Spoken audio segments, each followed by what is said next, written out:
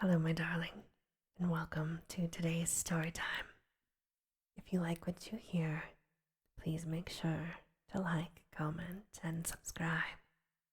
And now, on with our story time. Carter gave the seeker some passwords of great value among the cats of Dreamland, and commended him especially to the old chief of the cats in Celiphaes, whither he was bound. That old cat, already slightly known to Carter, was a dignified Maltese, and would prove highly influential in any transaction. It was dawn when they came to the proper edge of the wood, and Carter bade his friends a reluctant farewell. The young sub-lieutenant he had met as a small kitten would have followed him had not the old general forbidden it. But that austere patriarch insisted that the path of duty lay with the tribe and the army. So Carter alone set out over the golden fields that stretched mysterious beside a willow-fringed river, and the cats went back into the woods. Well did the traveler know those garden lands that lie betwixt the wood and the Serenarian Sea, and blithely did he follow the singing river Kuranes that marked his course. The sun rose higher over gentle slopes of grove and lawn, and heightened the colors of the thousand flowers that starred each knoll and dingle. A blessed haze lies upon all this region, wherein is held a little more of the sunlight than other places hold, and a little more of the summer's humming music of birds and bees, so that men walk through it as through a fairy place, and feel greater joy and wonder than they ever afterward remember. By noon, Carter reached the jasper terraces of Kuranes, which slope down to the river's edge and bear that temple of loveliness wherein the king of Ilicflad comes from his far realm on the twilight sea once a year in a golden palanquin to pray to the god of Kuranes. And they who sang to him in youth when he dwelt in a cottage by its banks. All of Jasper is that temple, and covering an acre of ground with its walls and courts, its 7 pinnacled towers, and its inner shrine where the river enters through hidden channels, and the god sings softly in the night. Many times the moon hears strange music as it shines on those courts and terraces and pinnacles, but whether that music be the song of the god or the chant of the cryptical priests, none but the king of Ilicflad may say, for only he has entered the temple and seen the priests. Now, in the drowsiness of day, that carven and delicate fane was silent, and Carter heard only the murmur of the great stream and the hum of the birds and bees as he walked onward under the enchanted sun. All that afternoon the pilgrim wandered on through perfumed meadows, and in the lee of gentle riverward hills bearing peaceful thatched cottages and the shrines of amiable gods carven from jasper or chrysoberyl. Sometimes he walked close to the bank of Kuranes and whistled to the sprightly and iridescent fish of that crystal stream, and at other times he paused amidst the whispering rushes and gazed at the great dark wood on the farther side, whose trees came down clear to the water's edge. In former dreams he had seen quaint, lumbering buhl poths come shyly out of that wood to drink, but now he could not glimpse any. Once in a while, he paused to watch a carnivorous fish catch a fishing bird, which it lured to the water by showing its tempting scales in the sun, and grasped by the beak with its enormous mouth as the winged hunter sought to dart down upon it. Toward evening he mounted a low grassy rise and saw before him, flaming in the sunset, the 1,000 gilded spires of Thrawn. Lofty beyond belief are all the alabaster walls of that incredible city, sloping inward toward the top and wrought in one solid piece by what means no man knows, for they are more ancient than memory. Yet lofty as they are with their 100 gates and 200 turrets, the clustered towers within, all white beneath their golden spires, are loftier still, so that men on the plain around see them soaring into the sky, sometimes shining clear, sometimes caught at the top in tangles of cloud and mist, and sometimes clouded lower down, with their utmost pinnacles blazing free above the vapors. And where Thran's gates open on the river are great wharves of marble, with ornate galleons of fragrant cedar and calamander, riding gently at anchor, and strange bearded sailors sitting on casks and bales, with their hieroglyphics of far places. Landward beyond the walls lies the farm country, where small white cottages stream between little hills, and narrow roads with many stone bridges wind gracefully among streams and gardens. Down through this verdant land Carter walked at evening, and saw twilight float up from the river to the marvelous golden spires of Thran. And just at the hour of dusk he came to the southern gate, but was stopped by a red-robed sentry until he had told 3 dreams beyond belief, and proved himself a dreamer, worthy to walk up Thran's steep, mysterious streets, and linger in bazaars where the wares of the ornate galleons were sold. Then into that incredible city he walked, through a wall so thick that the gate was a tunnel, and thereafter, amidst curved and undulant ways, winding deep and narrow between the heavenward towers. Lights shone through grated and balconied windows, and the sound of lutes and pipes stole timid from inner courts where marble fountains bubbled. Carter knew his way, and edged down through darker streets to the river, where at an old sea tavern he found the captains and seamen he had known in myriad other dreams.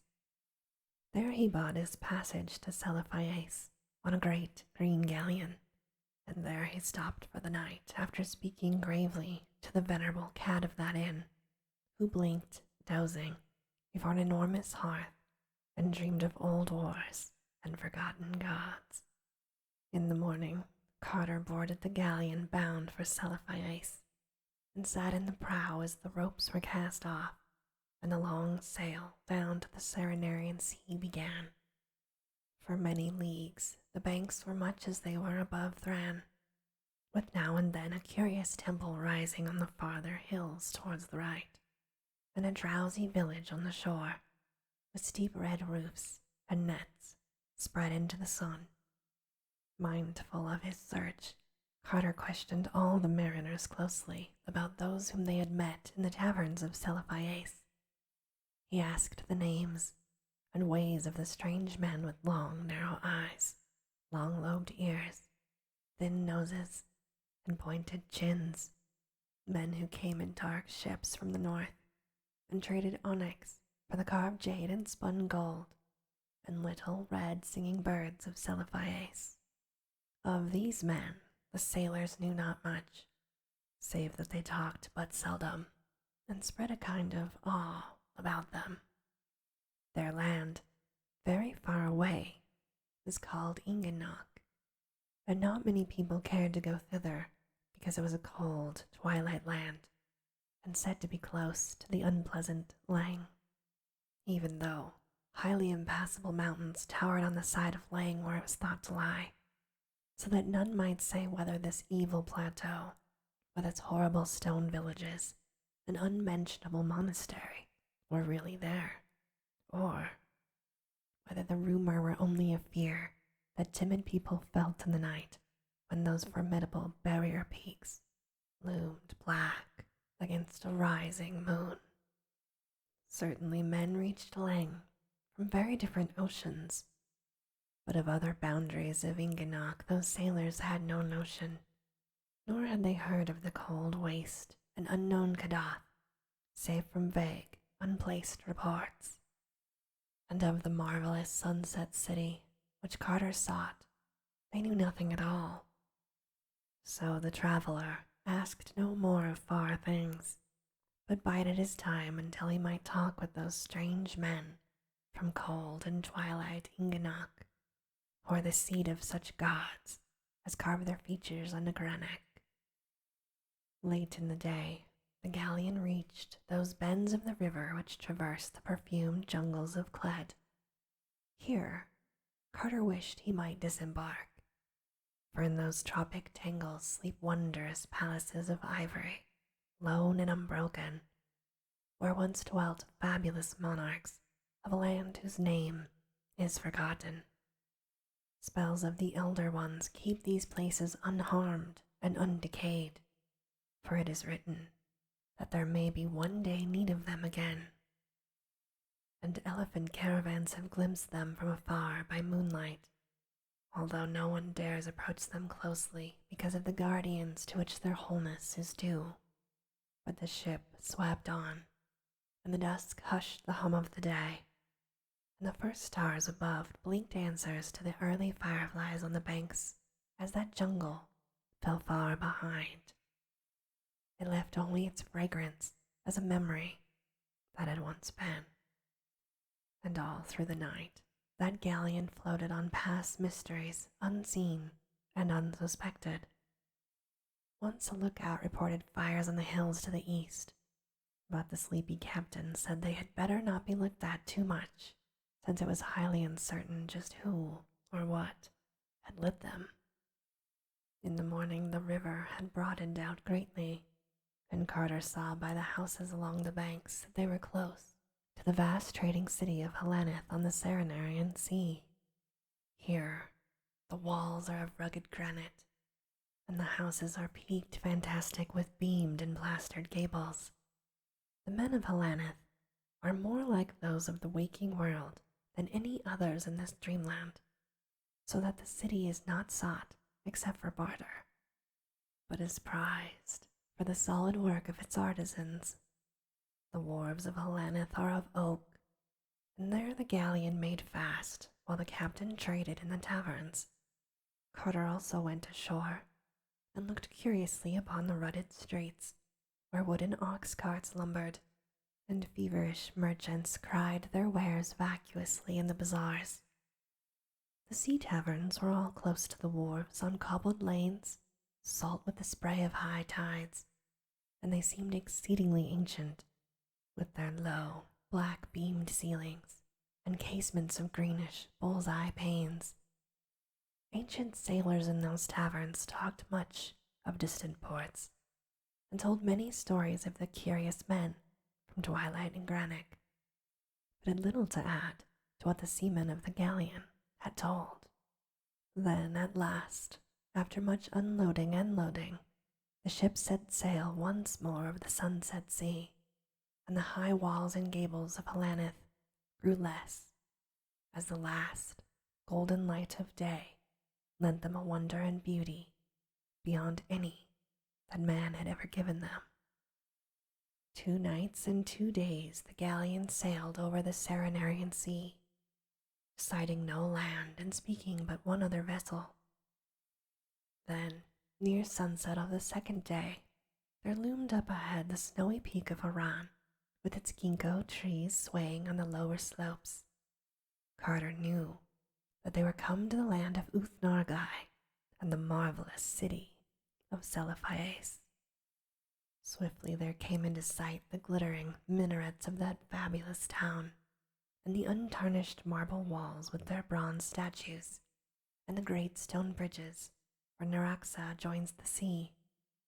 Then rose the green gentle hills behind the town, with their groves and gardens of asphodels, and the small shrines and cottages upon them, and far in the background the purple ridge of Tenarians, potent and mystical, behind which lay forbidden ways into the waking world and toward other regions of dream.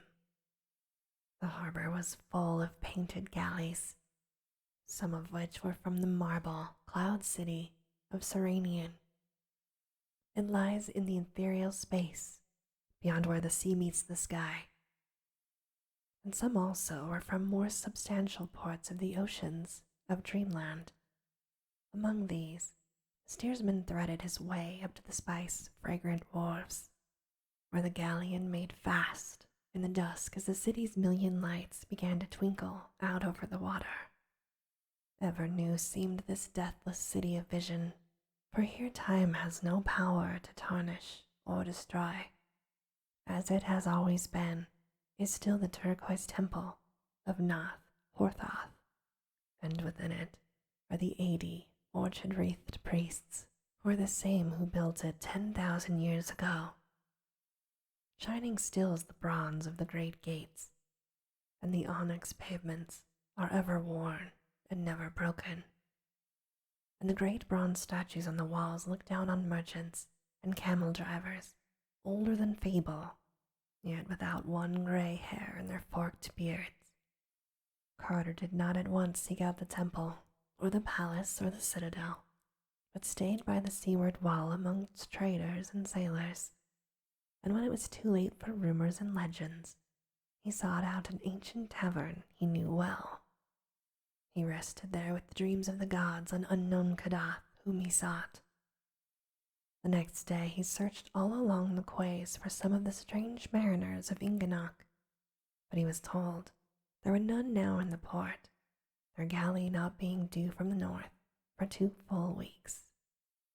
He found, however, one Thorabonian sailor who had been to Inganok and had worked in the onyx quarries of that twilight place, and this sailor said there was certainly a desert to the north of the peopled region, which everyone seemed to fear and shun. The Thorabonian opined that this desert led around the utmost rim of impassable peaks into Leng's horrible plateau, and this was why men feared it, though he admitted that there were other vague tales of evil presences and nameless sentinels. Whether or not this could be the fabled waste where an unknown Kadath stands, he did not know, but it seemed unlikely that those presences and sentinels, if indeed they truly existed, were stationed there for naught. And this, my darling, ends our story time for today. As always, I hope that you have very sweet and creepy dreams. Good night.